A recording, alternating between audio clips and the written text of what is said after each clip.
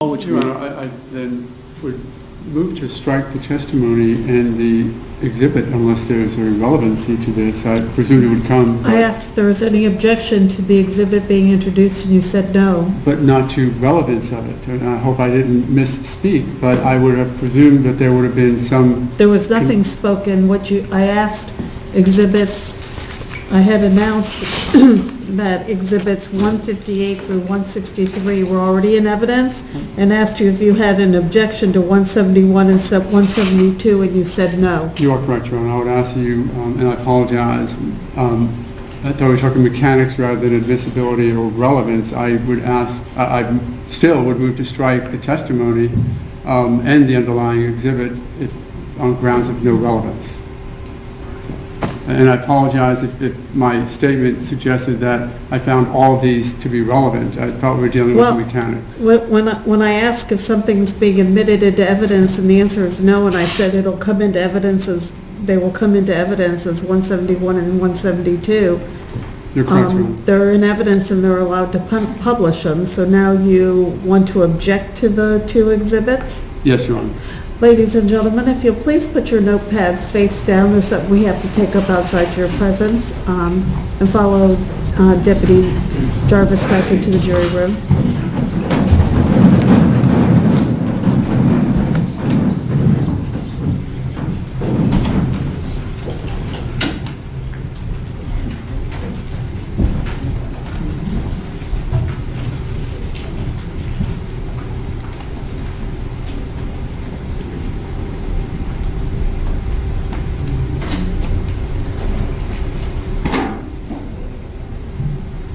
Please be seated. And I truly apologize for the confusion. The objection is that it is not relevant to any material issue in this case, being charged with second-degree murder. I don't find any... Okay, well, your objection... That's all I need to say is relevance. Relevance response? Certainly. Your Honor, we have heard already extensive testimony about prior comments during the evidence that did not get objected to, that being the non-emergency call from the date in question, February 26th. Included in those comments was, these assholes always get away. And I think it is certainly relevant then to meet some of the calls about which the defendant is speaking when he says they always get away. These calls are relevant to establish what it is and the context behind that statement. Number two, Mr. West went to great lengths in his opening statement, and there has also been additional discussion already about the evidence already, the exhibits already in evidence about supposed prior break-ins and prior crimes and that sort of thing in the neighborhood. Again, this shows this defendant's response to what he's complaining about when he calls even on the date in question. It's a 6-month period immediately up to and preceding, and in fact one of them preceding by about 2 weeks, the incident in this case. So I think it is relevant to show the defendant's state of mind when he makes the call on the 26th to explain what it is he's talking about. And there's certainly no objection as to their authenticity. So that would be, I think they're relevant to prove material facts that have already been admitted and argued about at length. Response? Well, the response is, again, the state needs to show that they're relevant to a material issue now. If what they're saying is that these are prior, bad acts of my client, there is a specific provision. I don't think it's under bad acts. Okay, so it's not under bad acts. State of mind. State of mind. A exception because he's thinking a certain way. I think that they would have to meet a much higher burden than to say that because he said fucking assholes and fucking punks. No, I think it's what they're saying is because he said they always get away, and that there have been a lot of break-ins. There have been a lot of break-ins, and okay. that was brought out in openings. Absolutely, but why does that make prior events or prior calls, for that matter, relevant to today's proceedings? He said they always get away. If, for example, he said they always get away in some aggressive manner, which was not testified to, the only witness who's testified to this evidence, there may be some connectivity, but without that, what they're really trying to do now, I guess, and I definitely would want to proffer, because if you're going to go back and say he's done something 5 or 6 times, it has to be relevant to this court's consideration. Other than that, they're trying to show some, they may not be calling it bad acts, but why are they presenting it if it's not? So what's the relevance?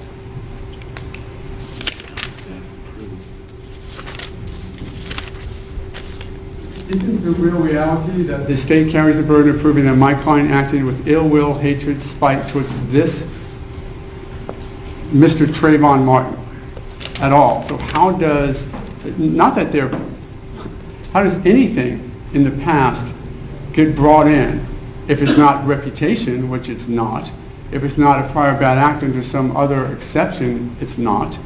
So how are they bringing in something 5, 6, 7, 8, 10 months before as having a relevancy to today's proceedings? I'll spell it out even further if I need to, Your Honor.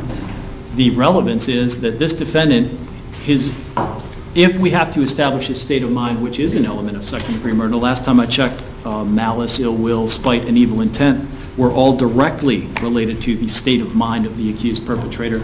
And also, jury will be instructed that this is an act or series of acts. I think it is certainly relevant to show the defendant's state of mind on this night, whether it relates to this particular victim or not, is brought about by his constant and ongoing frustration over, quote, these assholes always getting away. So it is relevant. It's relevant to show the basis for his comment, as well as what's been going on. And oh, by the way, it's already been, again, admitted and talked about as far as the defense claiming that there were all those prior break-ins. So let's talk about them then.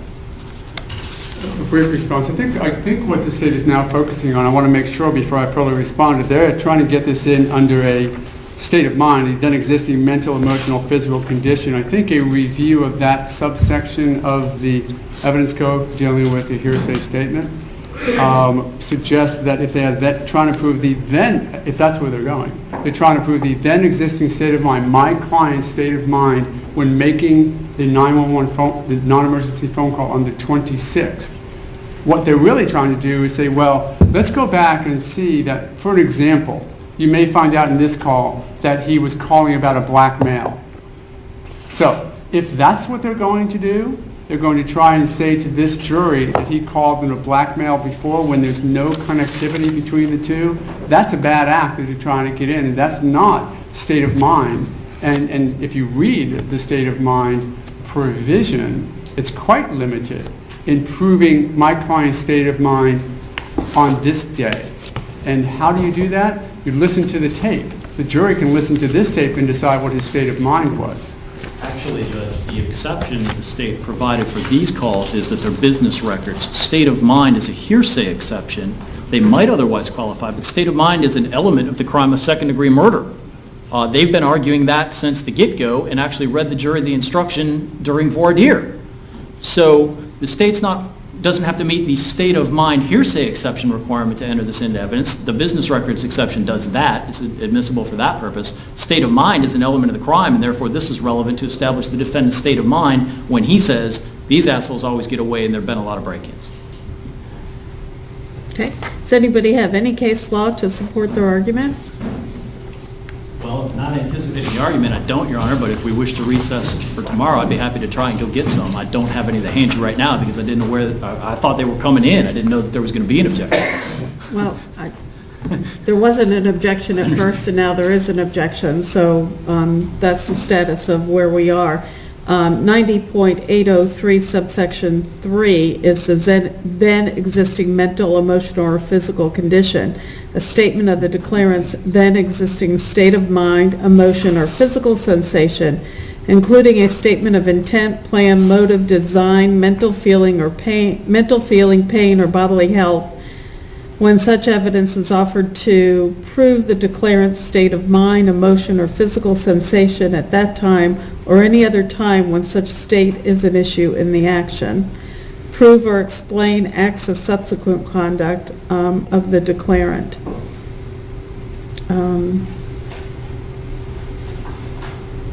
Certainly the events of February 26th being subsequent to August 3rd. Okay. Well, I will... I'm sorry, just... I will go ahead and recess for the day, and we can take this up at 8:30 in the morning and have the jury be back at 9, and we can start that. If you don't mind, are you available to come back tomorrow? Okay, thank you very much. So Ms. Rumph is available to come back tomorrow. The court will bring the jury back in. We'll recess for overnight and give counsel an opportunity to do the research on this overnight, as will the court, and have counsel back at 8:30 to continue this argument. And as I said, we'll have the jury come back at 9. Is that acceptable to both sides? Yes, Your Honor, and I'm sorry, I missed the time for counsel to report. What time? 8:30? 8:30, yes, Your Honor. Acceptable? Yes, sir. Okay, let's go ahead and bring the jury back in so I can discharge them for the day.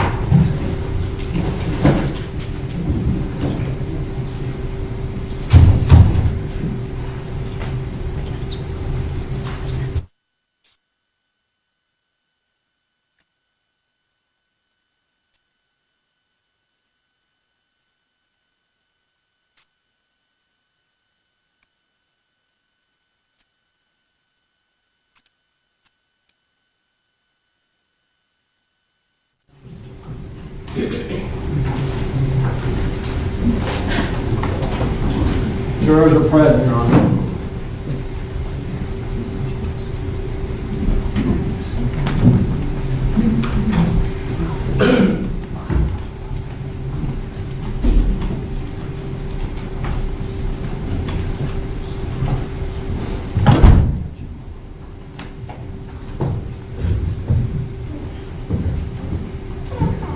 Please be seated. Don't get too comfortable. The matter that we're taking up outside your presence is going to take a little longer, and instead of having you sitting back there, I'm going to recess as far as the jury is concerned for the day. So we will see you at 9 a.m. Tomorrow morning. If you'll please give me a moment, I'll go ahead and give you my instructions during the overnight recess. You're not to discuss the case amongst yourselves or with anybody else. You're not to read or listen to any radio, television, or newspaper reports about the case. You're not to use any electronic device to do independent research about the case, people, places, things, or terminology. And you're not to read or create any emails, text messages, Twitters, tweets, blogs, text messages, or social networking pages about the case. Does everybody agree to abide by the court's instructions? Okay, is there anybody who is not going to be able to abide by that? Okay, I'm not hearing anything. With that, you're excused for the evening. Enjoy your evening. Please leave your notepads face down. They will be locked up overnight.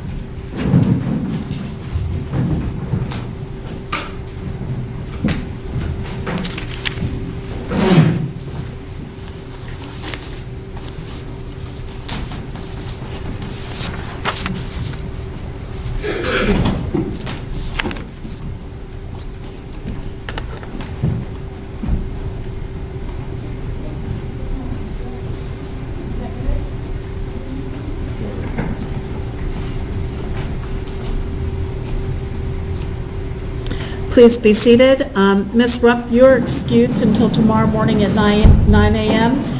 During the overnight recess, you are still under oath. It's as if you're still on the stand, so you're not to discuss your testimony with anybody. That includes the lawyers. Okay, thank you very much. You're excused until 9. Counsel, is there anything else we need to take up before we recess for the evening? We'll see counsel at 8:30 in the morning. Court is in recess.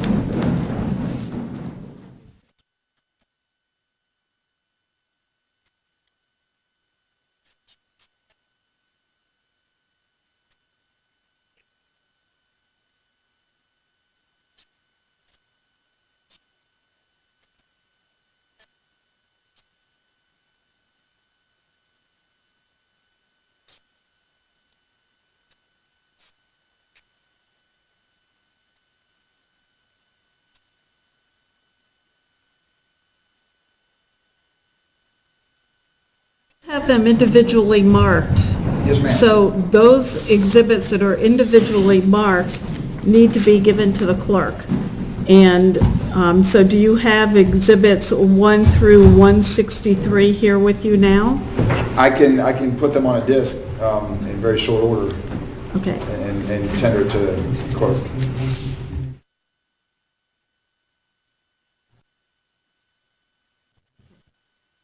Marked. Yes, ma'am. The clerk's supposed to take possession Yes. of any exhibits that are marked. Yes, ma'am. I will provide a CD before we leave. The CD is going to be marked as one exhibit. You have them marked 1 through 163.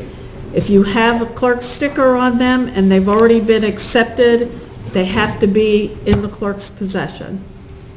Do you have them with you? Not in a hard copy, but I Okay. can make a Then- CD. I'm sorry, I'm not understanding what you're saying. No, I understand what you're saying, but you've handed me an exhibit list, and you have exhibits, each one individually marked, Yes, 1 ma'am. through 163. Yes, ma'am. Those have been accepted into evidence. 163 pieces of paper need to be given to the clerk because that's how they're marked. Yes, ma'am.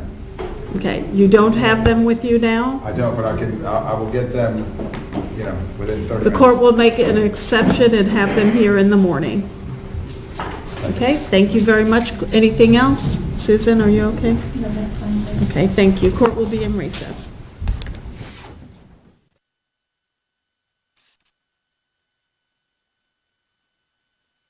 That exhibits 158 through 163 were already in evidence, and asked you if you had an objection to 171 and 172, and you said no. You are correct, Your Honor. I would ask you, and I apologize, I thought we were talking mechanics rather than admissibility or relevance. I would ask, I still would move to strike the testimony and the underlying exhibit if on grounds of no. Your Honor, I then would move to strike the testimony and the exhibit unless there's a relevancy to this. I presume it would come. I asked if there was any objection to the exhibit being introduced, and you said no. But not to relevance of it. And I hope I didn't misspeak, but I would have presumed that there would have been some. There was nothing spoken.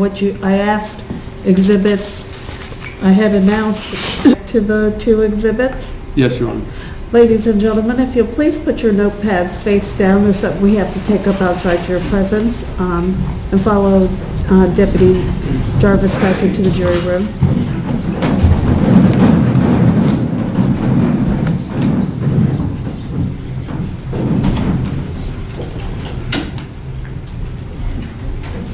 Relevance. And I apologize if my statement suggested that I found all of these to be relevant. I thought we were dealing with Well, the mechanics. when I ask if something's being admitted into evidence and the answer is no, and I said it'll come into evidence as, they will come into evidence as 171 and 172, You're correct, Your Honor. they're in evidence and they're allowed to publish them, so now you want to object.